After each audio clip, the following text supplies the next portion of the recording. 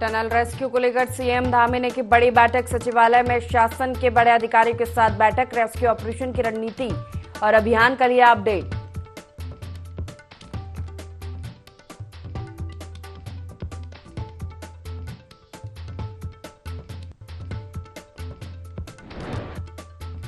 PM Modi ने की CM Dhami से बात। टनल में फंसे मजदूरों का वीडियो सामने आने के बाद की बात। मजदूरों को सकुशल देखकर पीएम मोदी ने जताई खुशी।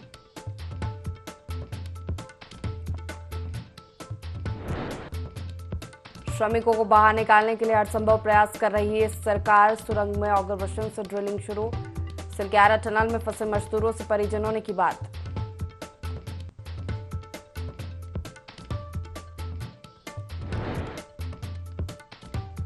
स्वामी राम हिमालयन विश्वविद्यालय का छठा दीक्षांत समारोह। राज्यपाल गुरमीत सिंह हुए शामिल।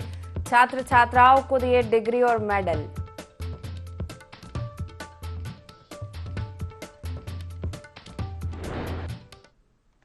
नमस्कार, बहुत स्वागत है आपका। देवभूमि लाइव देख रहे हैं आप। मैं हूं आपके साथ पुष्पलता शर्मा। बुलेटिन की शुरुआत करते हैं। कांग्रेस ने 2024 के लोकसभा चुनाव की तैयारी में जुटी हुई है। इसी कड़ी में पार्टी गढ़वाल मंडल के लोकसभा क्षेत्रों में जिला सम्मेलन आयोजित कर रही है।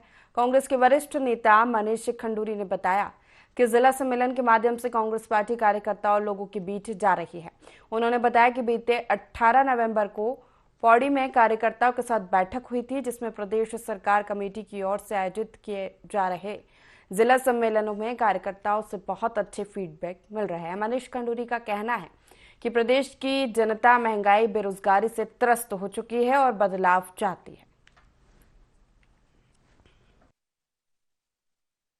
2024 के चुनाव के तहत करण महाराज जी हमारे जो प्रदेश अध्यक्ष हैं, उनके नेतृत्व में जिला में जाकर सारे जिलाओं में पूरे उत्तराखंड में मीटिंग्स कार्यकर्ताओं के साथ नेतृत्व के साथ हो रही। 18 तारीख को पौड़ी गढ़वाल में जिला कार्यकारिणी की जिला नेतृत्व की मीटिंग्स हुई थी। बड़ी लंबी डिटेल्ड मीटिंग्स हुई थी और 18 तारीख को पूरी गढ़वाल लोकसभा हमने कवर कर ली है। प्रदेश कांग्रेस कमेटी ने देवप्रयाग जिला, रुद्रप्रयाग जिला, चमोली जिला और पौड़ी जिला। इन मीटिंग्स में काफ़ी कुछ सीखने को मिला है हमको, और जो कार्यकर्ताओं का फीडबैक मिला है वो भी बहुत ही अच्छा और सुलझावान है। खबर हरिद्वार से है, जहां हरिद्वार में बिजली का बिल और पोल का किराया वसूलने को लेकर यूपीसीएल और नगरपालिका आमने सामने आ गए हैं। यूपीसीएल ने नगरपालिका शिवालिक नगर को पिछले कई सालों से बिल न चुकाने पर करीब 2.5 करोड़ रुपए का भारी भरकम बिल भेजा, तो वहीं पालिका ने बिल को गलत बताते हुए यूपीसीएल से पोल और ट्रांसफार्मर का लगभग 4 करोड़ रुपए किराया वसूलने के लिए नोटिस भेजा।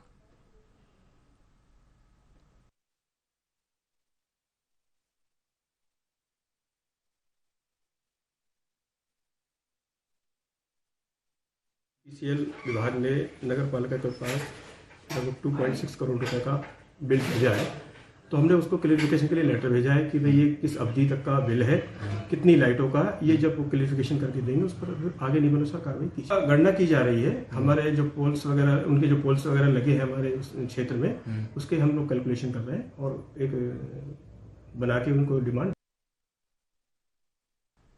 खबर देहरादून से है। लोकसभा चुनाव से पहले प्रदेश कांग्रेस कमेटी के स्तर पर कई कार्यक्रम तय किए गए, लेकिन पहले से निर्धारित कार्यक्रम ही पूरे नहीं हो पाए। बीते साल राहुल गांधी की भारत जोड़ो यात्रा की सफलता को पार्टी उन राज्यों में भी भुनाना चाहती है जहां ये यात्रा नहीं गुजरी। उत्तराखंड में भी इसका रूट प्लान तैयार किया गया था, लेकिन जहां यात्रा ही शुरू नहीं हो पाई। प्रदेश अध्यक्ष करण महारा ने कहा कि भारत जोड़ो यात्रा के संकल्प को घर घर तक पहुंचाने के लिए उत्तराखंड में हाथ से हाथ जोड़ो यात्रा का खाका तैयार किया गया था, लेकिन किन्हीं कारणों से यात्रा शुरू नहीं हो पाई। इसमें मानसून में प्रदेश में आपदा की स्थिति भी बन गई थी, जिसके कारण भी यहाँ यात्रा शुरू नहीं हो पाई। अब ये यात्रा कब निकलेगी, इस पर फैसला लिया जाएगा।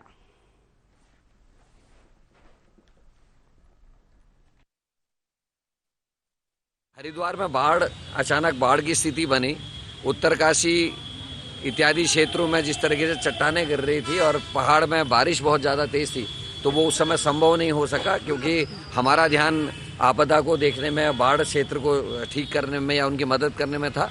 और उसके बाद 5 राज्यों के चुनाव आए हैं, तो इसके बाद जैसे ये चुनाव निपटते हैं उसके बाद जो भी तैयारियां हमारा हाईकमान कहेगा उस तरीके से आगे हम लोग बढ़ने का काम करेंगे।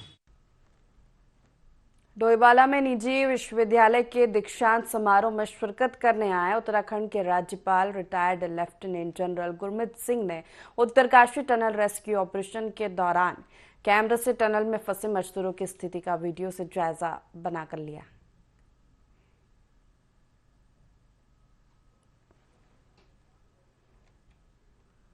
परिवार के 41 सदस्य हैं जो सिलक्यारा के अंदर में अभी अंदर में हैं।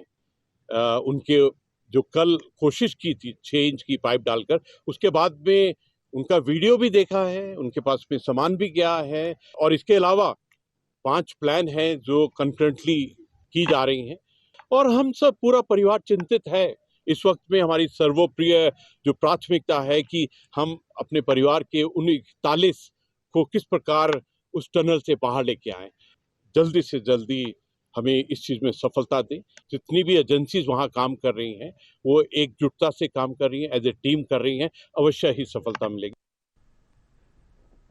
खबर उधम सिंह नगर के खटीमा से है, जहां वन विभाग ने सूचना पर घेराबंदी कर खैर के लट्ठे से लदे कैंटर को पकड़ा है। बता दें कि वन विभाग के डीएफओ, एसडीओ, एसओजी, वन विभाग के कई सारे कर्मचारियों ने घेराबंदी कर मुखबिर की सूचना के आधार पर 2 दर्जन से ज्यादा खैर के सागौन सहित कैंटर को पकड़कर वन विभाग के परिषद में खड़ा कर दिया।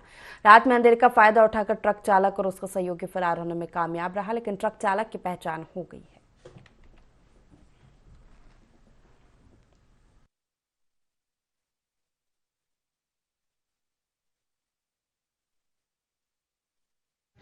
गिल्टे हमको प्राप्त हुए हैं खैर प्रकाष्ठ का, सूखा हुआ है और अभी वो हमने अपने कब्जे में ले लिया है, हमारी सुपुर्दगी में है वो।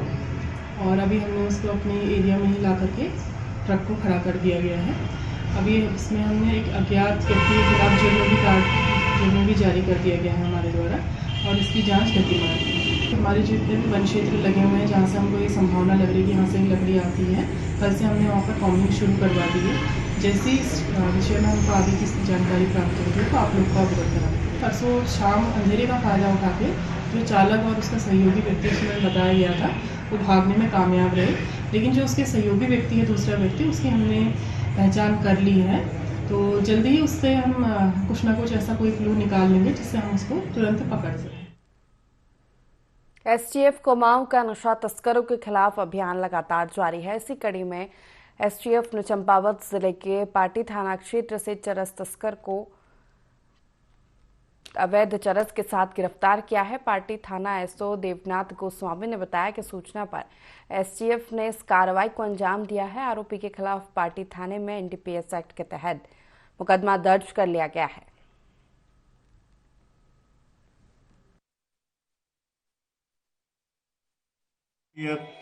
एसटीएफ कुमाऊं परिक्षेत्र रुद्रपुर की टीम द्वारा 2.5 किलो चरस के साथ एक व्यक्ति जो खनस्यू सुरंग गांव का निवासी है उसे गिरफ्तार कर थाने हाजिरा में जो है एनडीपीएस एक्ट के अंतर्गत मुकदमा पंजीकृत किया गया है। विधिक कार्रवाई कर माननीय न्यायालय पेश किया। उत्तरकाशी के सिलक्याला टनल में 41 मजदूर अपनी जिंदगी की जंग लड़ रहे हैं, जिन्हें बाहर निकालने के लिए सरकार भी युद्ध स्तर पर प्रयास कर रही है। इसी कड़ी में सुरंग के अंदर फंसे मजदूरों की सुरक्षा के लिए कांग्रेस कार्यकर्ताओं ने पार्टी के प्रदेश अध्यक्ष करण महारा की मौजूदगी में पंचायती मंदिर में हवन किया। इस मौके पर महारा ने कहा कि टनल के अंदर फंसे लोगों की संख्या की सूची भी अलग अलग जारी की जा रही है। ऐसे में सरकार इस घटना को लेकर खुद कंफ्यूज है। भूतल परिवहन मंत्री नितिन गडकरी के आने से मजदूरों को सुरंग से निकालने की उम्मीद कुछ हद तक जगी है।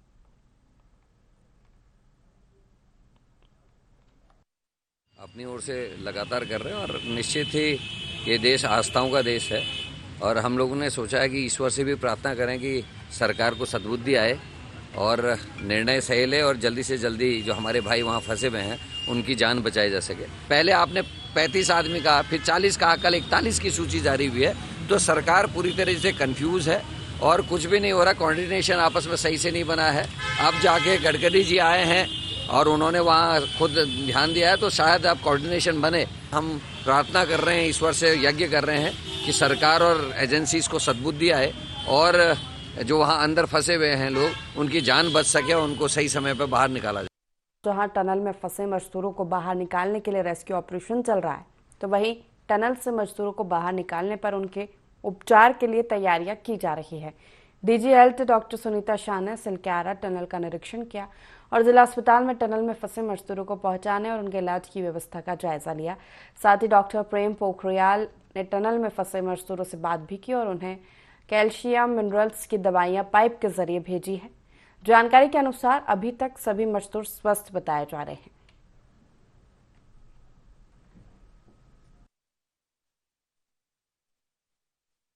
के लिए हम जैसे ड्राई फ्रूट दे रहे हैं, संतरे दे रहे हैं और बाकी जड़ी की व्यवस्था कर रहे हैं, पानी की व्यवस्था कर रहे हैं, पूरा ORS भी है, विटामिन C दे रहे हैं। खिचड़ी गई है अंदर, खिचड़ी गई है सर अंदर, आप बोला तो है हमारे साथ। इसके बाद उनका ड्राई फ्रूट हो गया, कैल्शियम हो गया, मल्टीविटामिन सब दे रहे हैं उनको। नहीं ठीक है, उन्होंने सब लोग सुरक्षित है, कह रहे हैं सब ठीक है, सेफ है। ये पाइप डालने के बाद कोई सकारात्मक परिवर्तन देखा ना कल से? हाँ बिल्कुल, थोड़ा बात सही हो पा रही है थोड़ा ना, बल्कि उनको वो जो बाकेट होकर भेजा गया अंदर, वो बात नहीं हो पा रही उससे, क्योंकि मेरे ख्याल से सिग्नल फेल हो रहा है उस पर। लेकिन बात फिर पाइप से ठीक हो जा रही है? पाइप से वाले ठीक हो रहे हैं, थोड़ा रिस्की जोन में है तो है ही, लेकिन नहीं वो थोड़ा कह रहा था वो जलन जुलन हो रही है, पेशाब में जलन हल्की से हो रही है। तो क्या एसिडिक कुछ बन रहा होगा क्या? हाँ वो तो हमने भेज दिया, वो मल्टीविटामिन दे रहे हैं ना। हमें क्या चिकित्सा व्यवस्थाएं रखनी है, क्या चीज़ हमारी अवेलेबल और चीज़ करानी है और कौन कौन टीमों को भेजना है, उसके लिए असेस करने के लिए मैं अपनी पूरी टीम के संग यहाँ पे आई हूँ। सारी टीमें हमारी तैयार हैं, टीम भी तैयार है और ज़रूरत होगी तो अन्य जिलों से भी हम टीम और गाड़ियाँ मूव करें। मेरी कोई बात नहीं हुई है, हम बस प्लानिंग करने गए थे कि टनल से बाहर निकलेंगे तो किस तरह मिनिमम पॉसिबल टाइम में उनको हम असेस करके शिफ्ट। उत्तरकाशी के सिलक्यारा सुरंग में हुए हादसे में फंसे 41 मजदूरों को बाहर निकालने के लिए राहत एवं बचाव कार्य लगातार जारी है। इसी बीच प्रधानमंत्री नरेंद्र मोदी ने सीएम पुष्कर सिंह धामी को फोन कर सिलक्यारा में चल रहे बचाव कार्यों का जायजा लिया। पीएम ने कहा केंद्र द्वारा आवश्यक उपकरण संसाधन उपलब्ध कराए जा रहे हैं और केंद्र और राज्य सरकार के परस्पर प्रयास से सभी मजदूरों को सुरक्षित बाहर निकाल लिया जाएगा। वहीं सीएम धामी ने मजदूरों से एंडोस्कोपिक कैमरे से बातचीत की और उनकी कुशलता की जानकारी ली।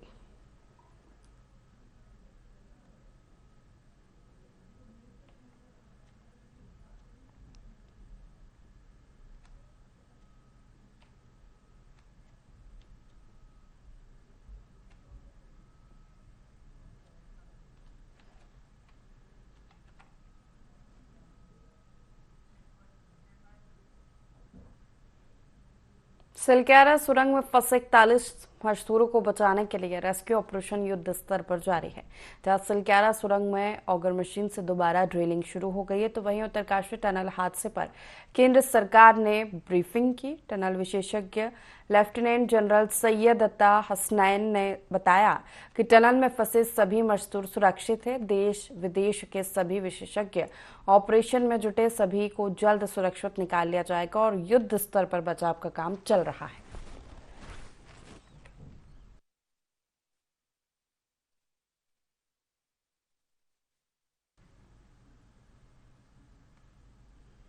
भाजपा ने इगास पर्व को लेकर तैयारियां शुरू कर दी है। आपको बता दें कि पहाड़ों में इगास त्योहार को मनाने की परंपरा है। इगास पर्व को लेकर संस्कृत विकास परिषद के उपाध्यक्ष मधु भट्ट का कहना है, पहाड़ों में दिवाली के 11 दिन बाद इगास पर्व मनाया जाता है और ये एक विजय का पर्व है। जब भगवान राम वापस वनवास से लौट कर आए तो उस खुशी में दीपावली का पर्व मनाया गया, लेकिन पहाड़ों में भगवान राम के लौटने की सूचना 11 दिन बाद मिली, जिसके चलते पहाड़ों में इगास पर्व मनाया जाता है। उन्होंने कहा कि वीर माधव सिंह भंडारी जब युद्ध जीत कर आए थे तो उनकी खुशी में भी ये पर्व मनाया जाता है।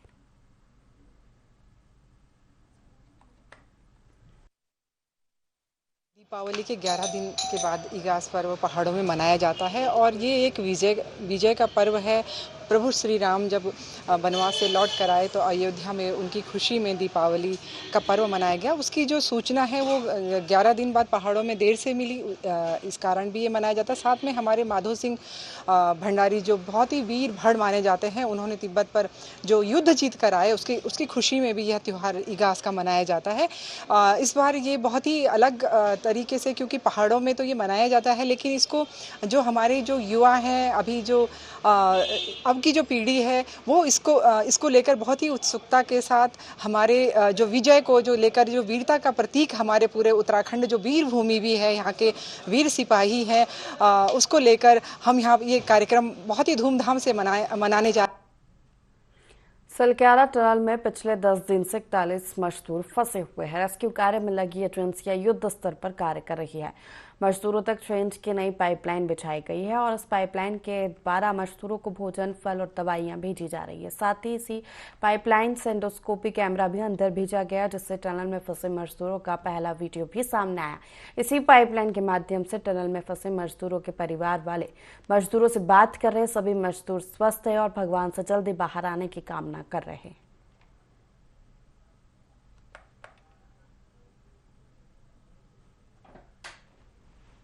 मेरी बात यही है और मैंने कहा सब लोग ठीक हो, कह रहे ठीक है हम, और मैंने कहा हौसला रखना। तो और हम जो है चारों तरफ से प्रयास कर रहे हैं कि जल्दी से जल्दी आप तक पहुंचे। तो बोला जब पहुंच जाएंगे तभी कुछ कर पाएंगे। मैंने कहा 2 दिन हो सकता है कि 2 दिन में हम मिल जाएंगे। यही कहना चाहूँगा कि मैं अभी खुद जस्ट में 10 मिनट पहले मैं बात करके आया हूँ। तो अपने भाई से मैं पूछा कि भैया तुम खाया क्या, तो उसने बोला कि भाई मैं अभी नारंगी खाया हूँ। तो उसी तरह लगता है कि मतलब सबको फल फ्रूट्स वगैरह सब भेज दिया गया है और सब कोई खाए होंगे। मैं उन लोगों को यही कहना चाहूँगा कि अभी तो सबको पहले का खाना थोड़ा सा रुका सुखा मिलता था, अभी अच्छा खाना मतलब कि वही फल फ्रूट्स वगैरह सब मिल रहा है, तो कुछ अच्छा हुआ है। हाल समाचार पूछे कि कैसे हैं आप, बोला कि हम तो ठीक हैं। वो हम लोग के बारे में चिंता कर रहे थे कि आप लोग को कैसे रखा गया है, घर में मम्मी पापा कैसे हैं, बच्चों कैसे हैं। बता दिए हम लोग का चिंता आप मत कीजिए, मम्मी पापा भी ठीक है, हम लोग भी ठीक हैं, आप हम लोग का टेंशन मत लो। बॉलीवुड गायिका मोना भट्ट मुंबई से लोहाघाट पहुंची। इस दौरान रामलीला कमेटी और रूमा झूमा के अध्यक्ष जीवन मेहता के नेतृत्व में नन्हे कलाकारों ने उनका स्वागत किया। मोना भट्ट ने सभी नन्हे कलाकारों का हौसला बढ़ाया। बता दें कि मोना भट्ट मूल रूप से उत्तराखंड के द्वाराहाट की रहने वाली है, जो मुंबई सहित कई राज्यों में होने वाले बड़े बड़े आयोजनों में अपनी शानदार आवाज से कुमाऊनी गीतों की प्रस्तुति दे रही है।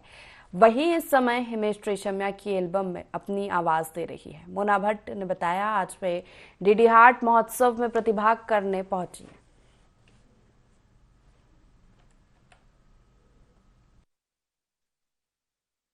मैं बस उनको यही बोलना चाहूँगी कि आप ऐसे ही आगे बढ़ते रहें और बहुत अच्छा लगता है कि ऐसे हमारी उत्तराखंड की जो संस्कृति है वो बिल्कुल बरकरार है, वो बहुत अच्छा लगता है। और यही छोटे बच्चे जो आगे जाके और आगे जाएंगे, तो मेरी शुभकामनाएं इनके साथ कि ये बहुत अच्छा करें और जो कर रहे हैं बिल्कुल ठीक कर रहे हैं। सर के अंदर जो उनकी ट्रेनिंग चल रही है, सब ये लोग डांस सीख रहे हैं, तो मेरी शुभकामनाएं इनके साथ है कि बहुत आगे जाएंगे।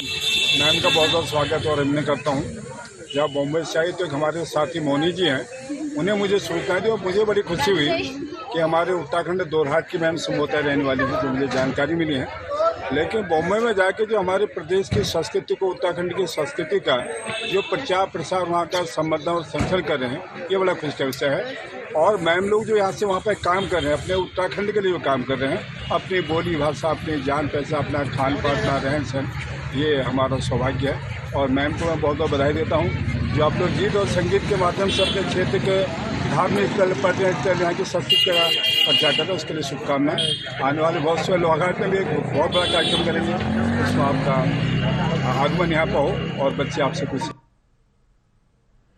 प्रांतीय रक्षक दल एवं युवा कल्याण विभाग के द्वारा मंगलौर के गुरुकुल नारसन में 3 दिवसीय ब्लॉक स्तर पर खेल महाकुंभ का आयोजन किया गया, जिसमें 14 से 19 वर्ष के लगभग 150 खिलाड़ियों ने कबड्डी सहित दौड़, kho kho, high jump, long jump खेलों में प्रतिभाग किया।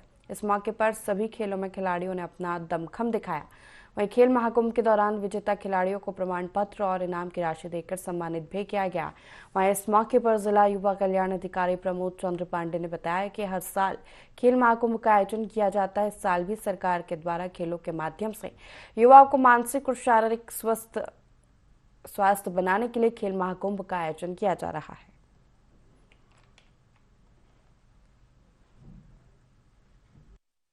स्थान प्राप्त कर और मेरा प्रयास रहेगा कि मैं नेशनल पर भी पहला स्थान ही प्राप्त करूं।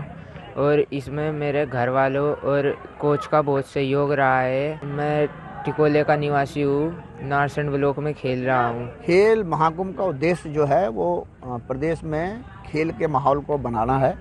और जैसा आप जानते हैं कि आजकल की जो है बहुत सारी कुरीतियों की तरफ बच्चे चले जा रहे हैं, कई ड्रग्स की तरफ चले जा रहे हैं, कोई जो है मोबाइल पे चिपका रहता है, तो उनसे उनको दूर लाकर फील्ड पे लाकर उनको स्वस्थ रखने का एक प्रयास हमारे सरकार का इसमें चल रही है। कई सालों से ये योजना चल रही है।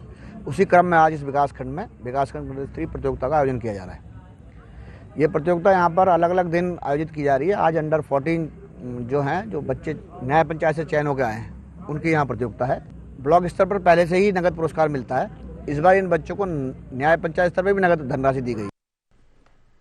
सिलक्यारा टनल हादसे में लगातार अपडेट आ रहे हैं। वहीं केंद्र और राज्य सरकार द्वारा राहत एवं बचाव कार्य भी लगातार जारी है। इसी बीच टनल में 6 इंच चौड़ा और 57 मीटर लंबा पाइप डाला गया है, जिसके द्वारा अंदर फंसे हुए मजदूरों को भोजन, दवाइयां और ऑक्सीजन पहुंचाया जा रहा है।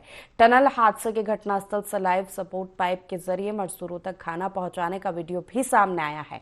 वीडियो में मजदूरों के लिए बनाई गई खिचड़ी को बोतल्स में पैक करके मजदूरों तक भेजा जा रहा है। साथ ही इस पाइप के जरिए 3 चार्जर भी मजदूरों के पास भेजे गए हैं।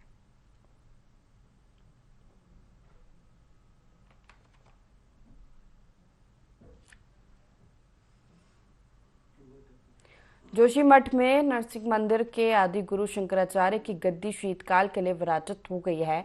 अब 6 महाशंकराचार्य गद्दी के दर्शन जोशीमठ के नरसिंह मंदिर में होंगे।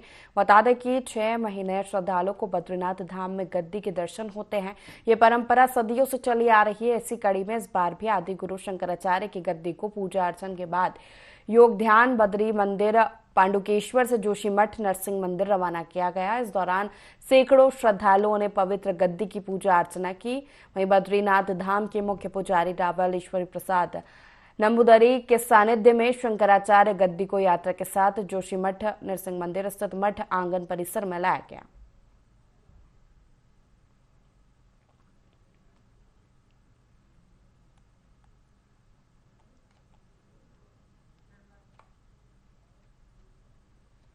चमोली के प्रसिद्ध राज्य स्तरीय औद्योगिक विकास एवं सांस्कृतिक गोचर मेले का समापन हुआ। मेले का समापन सांस्कृतिक कार्यक्रमों के साथ हुआ। इस अवसर पर बद्री केदार मंदिर समिति के पूर्व अध्यक्ष गणेश गोदियाल मुख्य अतिथि रहे, जिन्होंने कहा कि पर्वतीय समाज के मेलों का स्वरूप अपने आप में आकर्षण का केंद्र होता है।